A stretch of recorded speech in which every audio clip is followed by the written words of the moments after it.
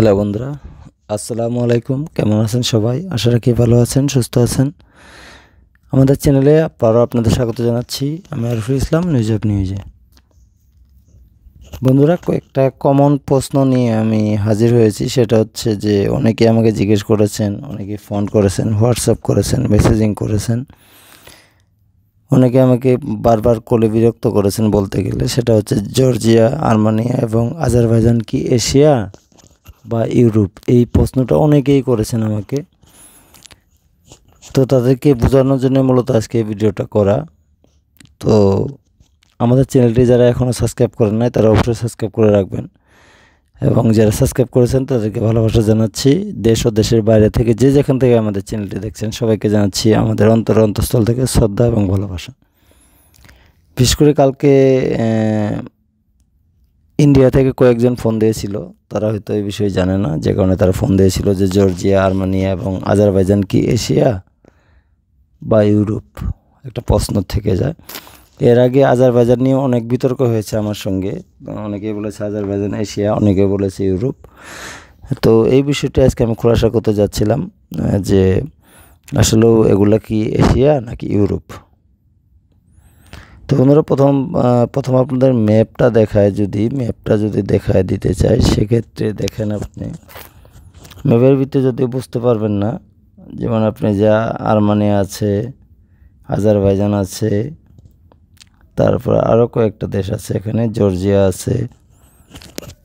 তো এখন অনেকের প্রশ্নটা আমি আজকে খোলাসা করব যে আসলে এগুলো কি ইউরোপ কিনা। তো আমি বলেছিলাম যে আজারবাইজান মধ্য ইউরোপ। অনেকেই সেটাকে ইগনোর করেছে যে না, আজারবাইজান এশিয়া মহাদেশ।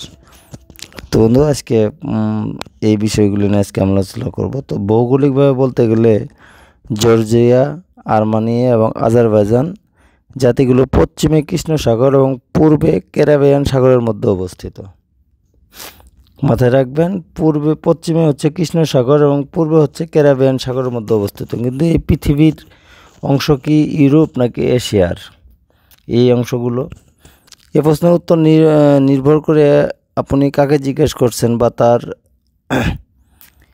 যে বিষয়গুলো আছে সেগুলো। কেন ইউরোপ এবং এশিয়া আলাদা মহাদেশ? যদিও বেশিরভাগ লোককে শেখানো হয় যে ইউরোপ এবং এশিয়া আলাদা মহাদেশ, এই সংজ্ঞাটি সম্পূর্ণ সঠিক নয়।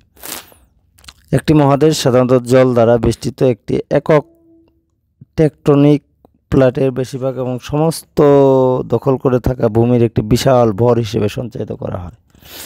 সেই সংজ্ঞা অনুসারে ইউরোপ এবং এশিয়া মোটেই আলাদা মহাদেশ নয়। পরবর্তীতে তারা একটি বৃহৎ স্থলভাগ ভাগ করে নেয়, যা পূর্বে আটলান্টিক মহাসাগর থেকে পশ্চিম প্রশান্ত মহাসাগর পর্যন্ত বিস্তৃত।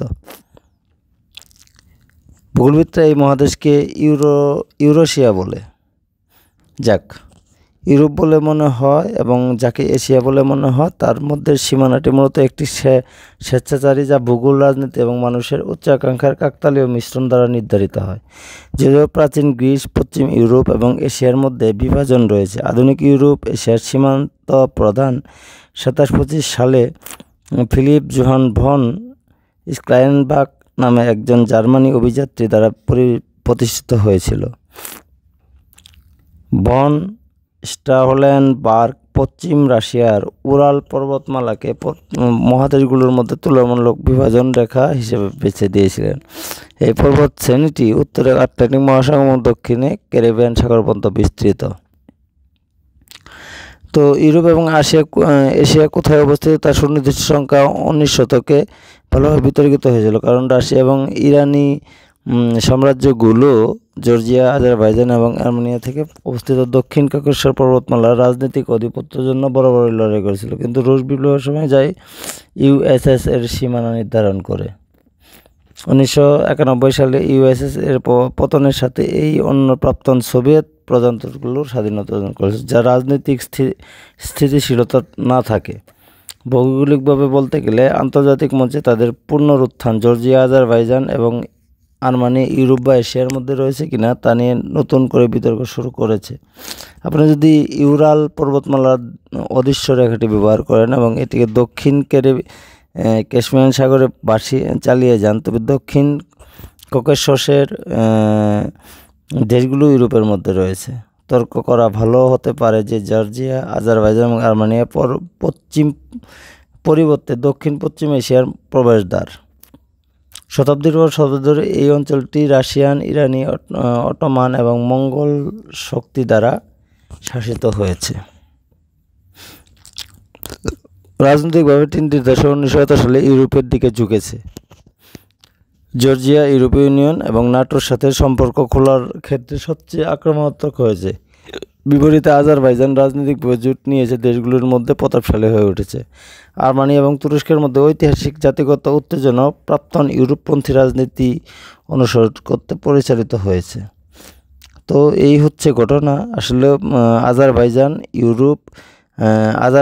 আর্মেনিয়া এবং জর্জিয়া এই কটা হচ্ছে ইউরোপের একবারে খুব কি বলবো যে ইউরোপ এবং এশিয়ার মিডিলের দেশ। তো আপনাকে এগুলো এশিয়া বলতে পারবেন না, ইউরোপও বলতে পারবেন না, কারণ ইউরোপের বাতাস এই কয়টা দেশের শরীরে লেগে থাকে সবসময়, এবং এশিয়া মহাদেশের বাতাস এই কয়টা শরীরে লেগে থাকে, যে কোনো মানুষ এটি নিয়ে কনফিউজে থাকে। আসলে আজারবাইজান হচ্ছে মধ্য ইউরোপের একটি দেশ, আর্মেনিয়া মধ্য ইউরোপের একটি দেশ, জর্জিয়া মধ্য ইউরোপের একটি দেশ। তো এখানে আপনি ইউরোপে গেলে যে আজারবাইজান যাওয়া মানে আপনি ইউরোপে যাওয়া, আর্মেনিয়া যাওয়া মানে ইউরোপে যাওয়া, জর্জিয়া যাওয়া মানে ইউরোপে যাওয়া। তো হচ্ছে ঘটনা। তো যারা যাবেন তারা অবশ্যই ভেবে চিন্তে যাবেন যে আসলে ইউরোপে যাচ্ছেন নাকি এশিয়া মহাদেশেই যাচ্ছেন। তো বন্ধুরা, এই ছিল আজকে আপনাদের জন্য আমাদের একটি নতুন ভিডিও। আশা রাখি ভিডিওটি ভালো লেগেছে।